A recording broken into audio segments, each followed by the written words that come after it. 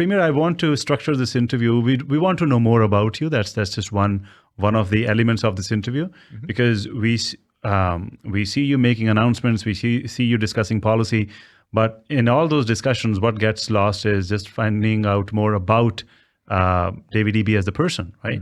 Because you were born in Ontario. When did your family move to BC? I came out, it's more than 20 years ago now.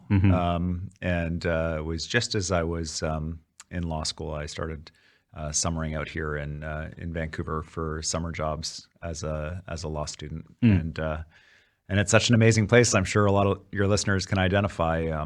It's hard to go back once you visited British Columbia. Yeah. Because you were born in Ontario and you went to law school in Halifax, in at Halifax Dalhousie University. That's right. Yeah. Within a span of about 10 years, you went from being an activist to a rookie MLA, and then holding a very high-profile position in the shadow cabinet. Then you get into government, then you become a high-profile cabinet minister, attorney general, and then you become the premier. Within a 10-year span of time, that's quite the meteoric rise. How do you gauge your progress and this journey so far from coming from a law background into activism, then into active politics, and now to the premier of the province? Well, I think about my career as really being almost the perfect training for this job. You know, I was working in communities where people were really poor, where they didn't have any homes, or they were going to lose their homes, and just learning to listen to people about what the actual challenges they were facing, instead of trying to tell them what their problems were and that you were here to fix them. And that kind of training was so important for what I do now. Just being able to hear what people are concerned about, what they want government to be working on, and being able to turn that into reality. I think it's the most rewarding part of this job, and that kind of coming up that way, and then also having the legal training is very useful for government, because it's the language of government. So I feel very fortunate. You know, it's been an incredible opportunity to serve people in this way, and I'm very thankful for it. And I'm thankful that my family supports me to do this work, because I couldn't do it without them. How did you get into politics? Was it just a natural progression, or what was it that was the impetus? Well, I went to law school to sue politicians. I didn't go to become a politician, and so it was a surprise to me that it's still a surprise to me sometimes that I've ended up here. I was doing work around homelessness in the downtown east side, and I had a bunch of clients that were being kicked out of their homes, these old residential hotels, and becoming homeless. And there were some pieces the city of Vancouver could be doing that were very straightforward to keep people in their homes and improve the conditions in the buildings. And I got so frustrated with going to city council again and again, and they wouldn't change their policies, that I was like, finally, I'm going to run for city council. And I ran for nomination with, it was Vision Vancouver in 2008, and lost. Very close though. And because I was so close, they incorporated some of the housing suggestions I had into their platforms. And then they got elected and started doing it. I was like, wow, politics has the ability to really change things. And be quite a powerful tool to improve lives for people, and that's what inspired me to go into politics and eventually beat Christy Clark in 2013, and here I am. How was that like? What was that like? It was crazy, because the BC Liberals won a majority, but Christy Clark lost to you in the Point Grey riding, and then they had to fight an election at a safe seat in Kelowna for her to get into the legislature. What was that like? What was that victory like? Well, it was an interesting one, because we lost, but I won. Yeah. So it was a bit hard to celebrate too much. Bittersweet. The local victory. It was very bittersweet. And but the lesson that I learned there was you have to show up. You know, the reason why Christy lost that seat is because she wasn't in the community, and so I've tried to stay as present as possible in our community while still having the role of premier, which is a challenge, but is so critically important for politicians to be present in their home communities. Premier, you mentioned that you went to school to train to how to sue politicians, and that part of your career often gets highlighted by the opposition, because when you were working for Pivot Legal Society, the work that you did with the Pivot Legal Society sometimes is held against you now that you're in active politics, you're the premier of the province, by your opponents. What would you like to say about that? Because you've gone from being an activist to being in the opposition, now being to running a government, and all those three levels have their own compulsions and their own limitations. What you can say and do as an activist, you can't say and do in opposition, and what you can say and do in opposition sometimes does not translate into action when you get into government. So how do you thread all of that? Yeah, there's some big differences in the roles, but there's some real consistencies. So, when I was working in the downtown east side, I was like the lawyer for a neighborhood. I felt that way, and representing that community and using the law to try to support basic dignity for some people. And it's the same now. I'm the representing a community. The community is much bigger. It's the province of BC. The priorities shift. It's a very diverse province. There's all kinds of different priorities and outcomes that people want. But in many ways, it's the same. I got to be listening to people. Got to respond when things aren't going the way you want them to. You got to change course. You've got to use the government as a tool to make life better for people, and not just take the advice of the bureaucrats or other people who say you don't want to change this. You want to keep things the same because otherwise, someone's going to get up. Some powerful interest is going to get upset about it. I believe that you have to be willing to stand up for what's important and right for people, and so it's been, I think, consistent among all those different jobs. Was it difficult now that you're the Premier, and even when you were Attorney General before, some of the changes that you brought about, when it upsets the people that you worked with in the past, and when they say, "Oh, you are now changing your position because it suits the responsibility that you have now," how do you cope with that? How do you address that? Yeah, I think there's some of that. The hardest one for me was the ICBC reforms. Your dad was a personal injury lawyer. That's right. My dad was a personal injury lawyer. When I was a kid, I'd seen the then NDP government in Ontario change the rules around insurance that really hurt his practice, and he had to change his focus of his work. And I know and knew a lot of personal injury lawyers that did ICBC work that was a big part of their practice. But there comes a point where you're like, what is the right thing to do? And the right thing to do for ICBC was the same thing that is done in Manitoba and Saskatchewan with their public insurers, to look after the people who are badly injured with support so they can get better, instead of funding endless lawsuits and funding the lawyers. I have endless respect for lawyers. I am one myself. But I don't think that our car insurance dollars should go to funding multi-year court battles. And that's what was happening. And so, we got it back on track. It's providing lower rates now. It's looking after people. We have the support of the disability community because of the supports it's providing.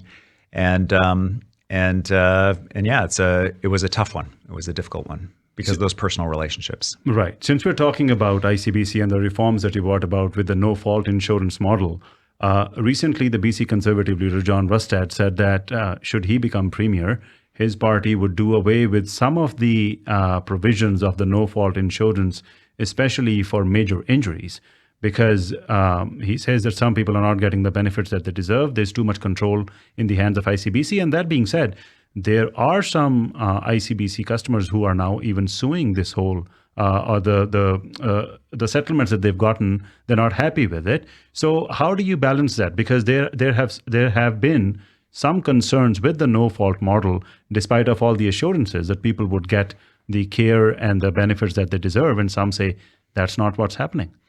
So first of all, no insurance model is perfect. There are going to be people who are facing challenges of one kind or another.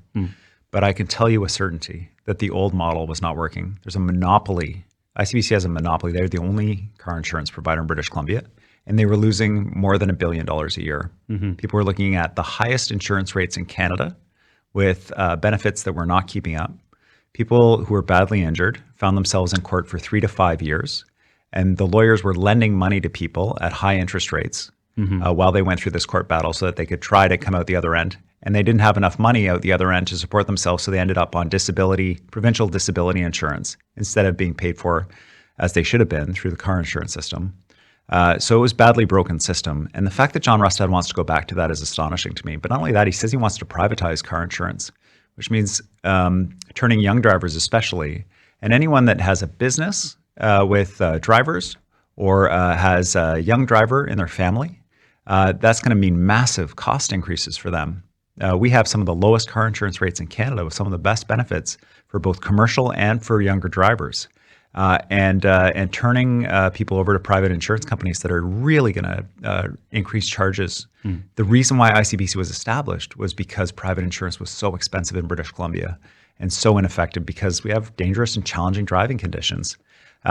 It's a really huge mistake that he's lining up for, and it's going to cost people a lot of money. Do you think more needs to be done to address the way people drive in this province? Because others, everybody knows somebody who visits from another province, and when they are in the Lower Mainland area or in other parts of BC, it seems that we don't have as much of an enforcement, whether it's speed limits and any of the other provisions around safe driving that are concerned. The people are sometimes astonished that it truly seems like it's the Wild West when you're driving out on the roads. Yeah, I think there's a couple pieces. One is, we recognize there's some pretty serious challenges with truck drivers in particular. They needed to have better driver training.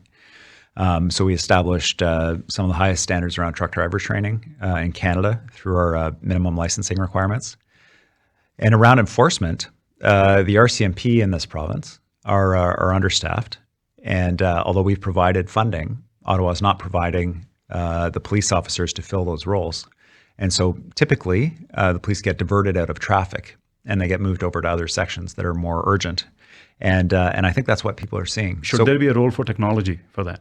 I think that we are using technology for that. We have red light cameras that now have a speed function as well built in across the province.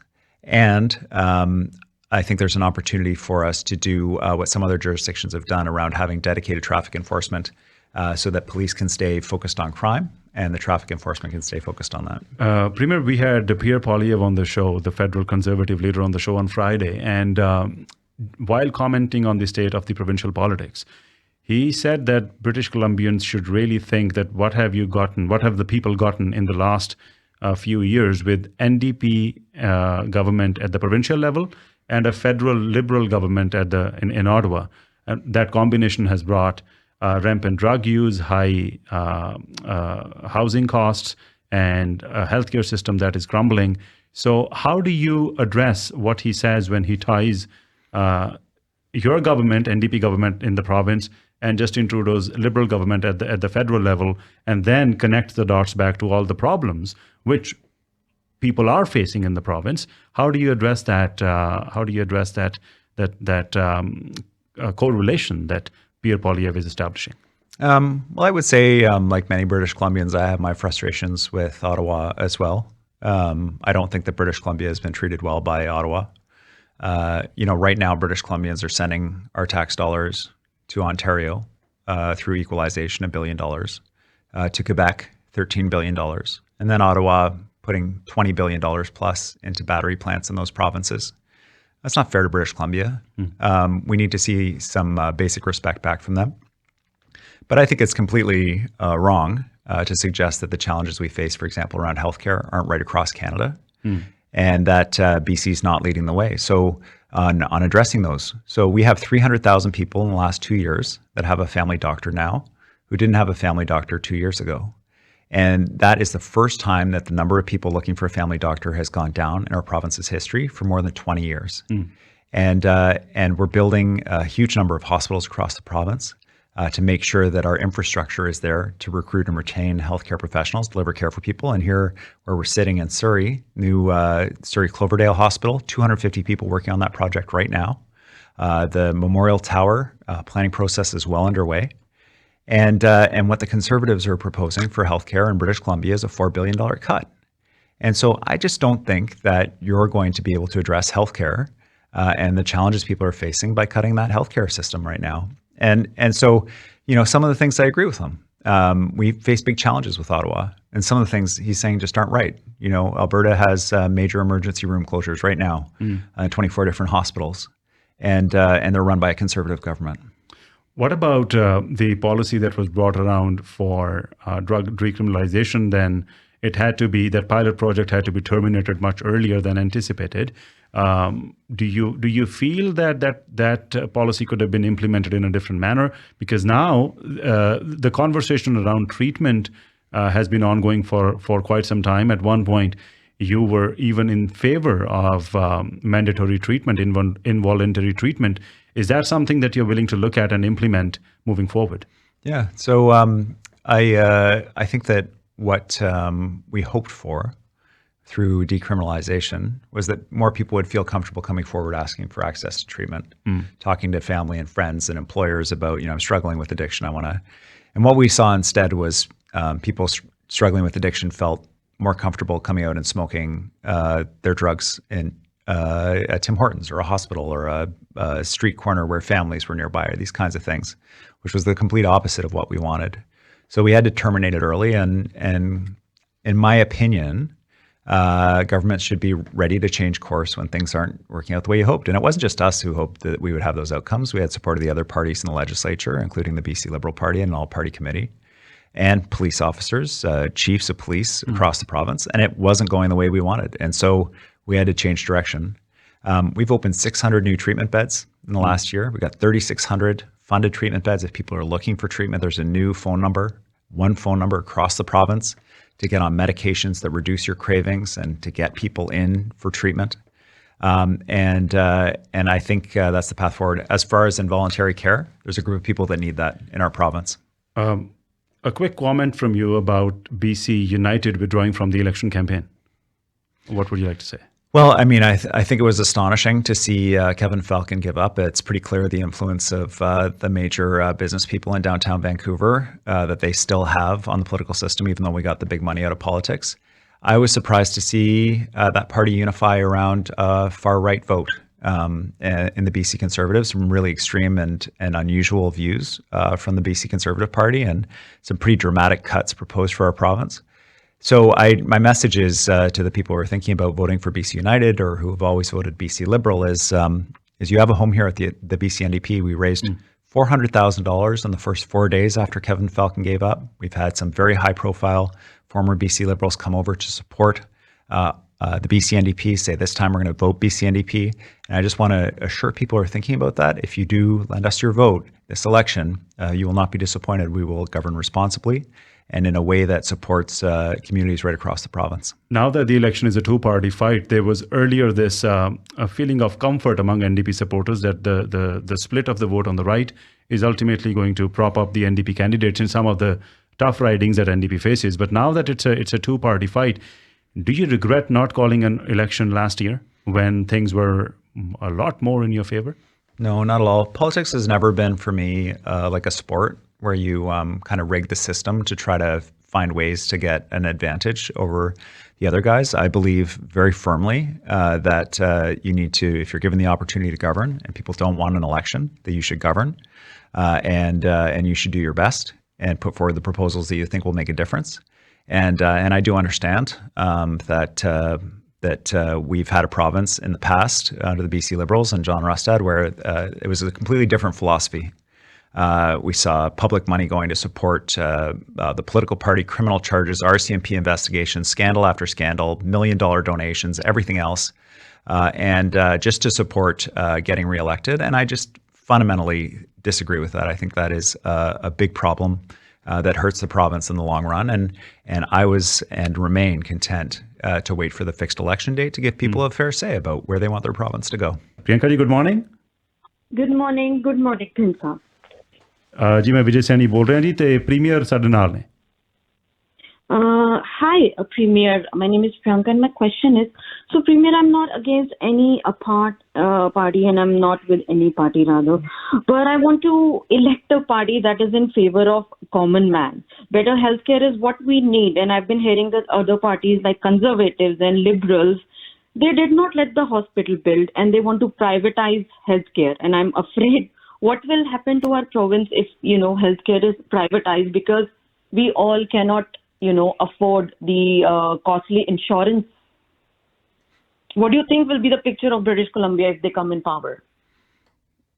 Thanks for the question. That's a pretty easy question. Yeah, thanks for the question. It is part of the discussion that'll happen in the election. Is the Conservatives are saying that they will bring in more private healthcare. The challenge that we have is a shortage of healthcare workers. It's when you have a shortage of healthcare workers, bringing in private companies means you're paying for the same healthcare workers, but you're also paying the profit margin for the companies as well. So it's more expensive for the same amount of healthcare workers. That's why the shift that we're making is to open the first new medical school in a generation in Western Canada. We're opening it at Surrey at SFU to train up the healthcare workers that we need. And this is not a problem that is public-private. This is a problem of a shortage of healthcare workers.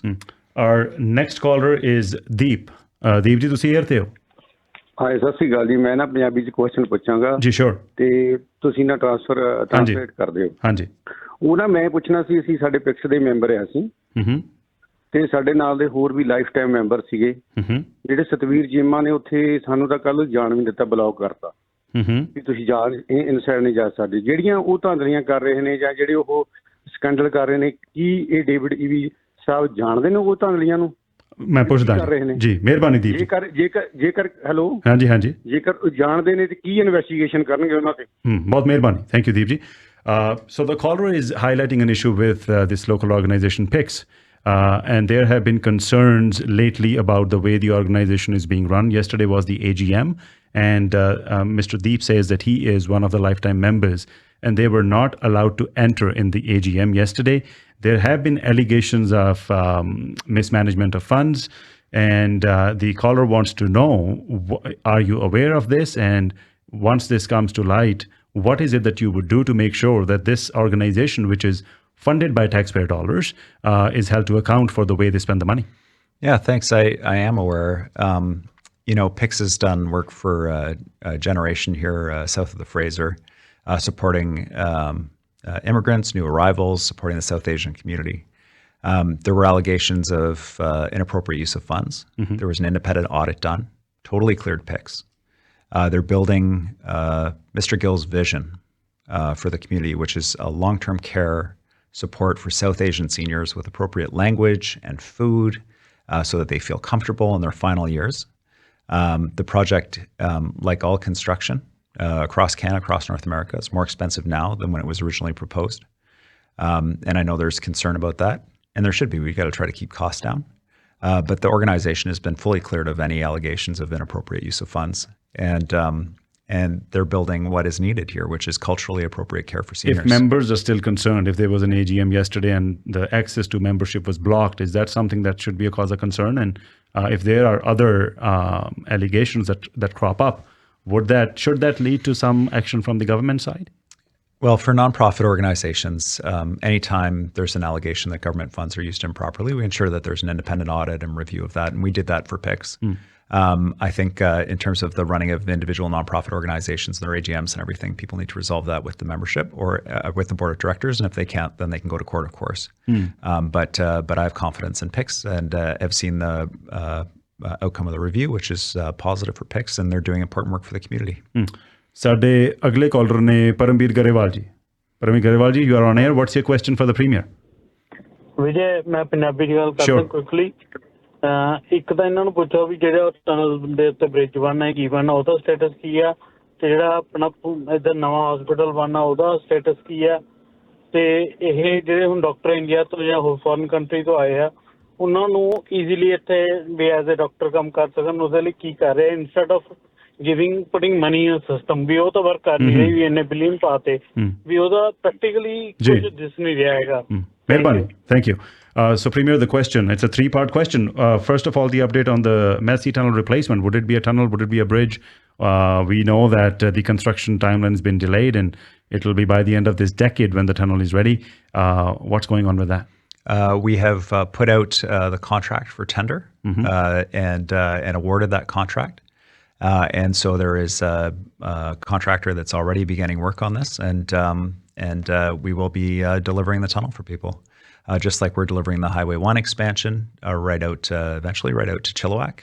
Recently, we just announced the funding and construction of the Abbotsford section of that, and many other major infrastructure projects that were put off for far too long, like the Surrey-Langley SkyTrain. Any money from the feds for this yet? Oh, thank you for asking. Yeah, Ottawa. They used to fund infrastructure, and they're not. And I don't know why that is. Massey Tunnel, Highway 1, this is all part of the Trans-Canada goods movement from ports to markets across Canada and vice versa. And we really need them to step up on this. And what's the status with the new Surrey Hospital being constructed in Cloverdale? And I'll tag along the question with this. What's being done to integrate foreign trained doctors into BC's medical system? Yeah, I visited the Cloverdale site a couple of weeks ago. There are 250 workers on site building that hospital right now.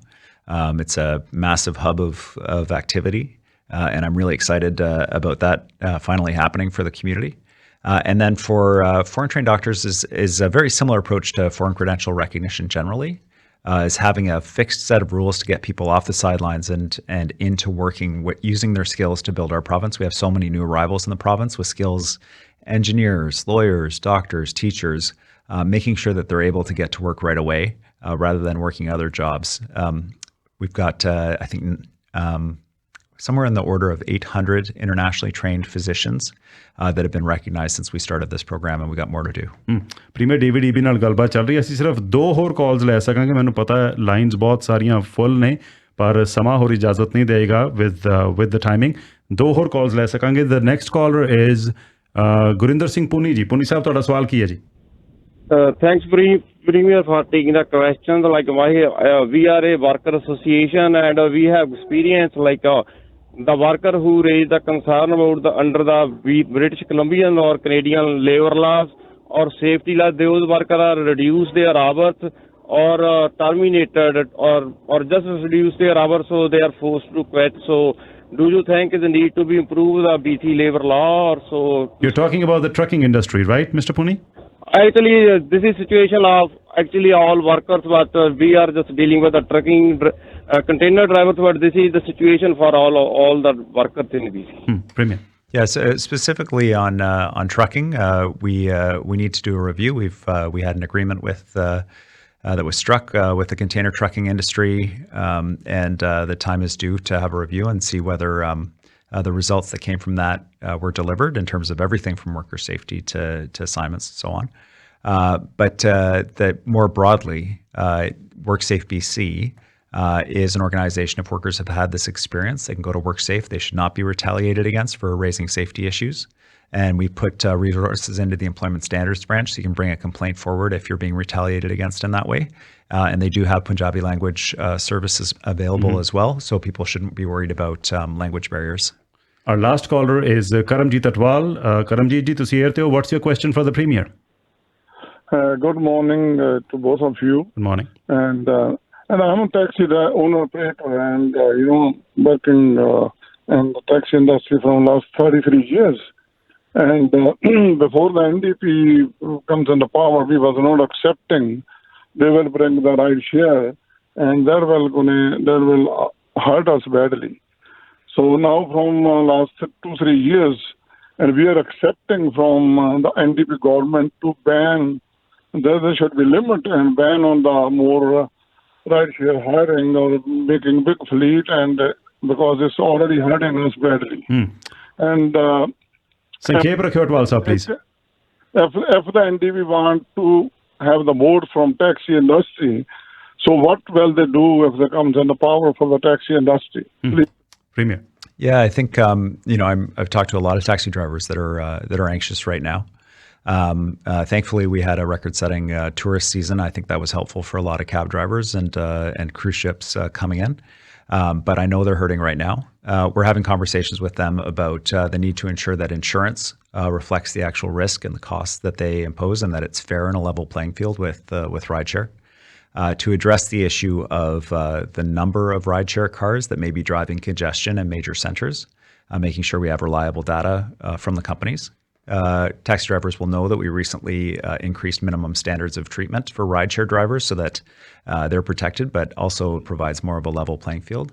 And then finally, we're going to keep the Class 4 license requirement in place for rideshare to make sure British Columbians are safe when they're riding, which includes the criminal record check and all those other pieces that John Rustad and all of the BC Liberals at the time said was going to be a huge barrier to adoption of rideshare.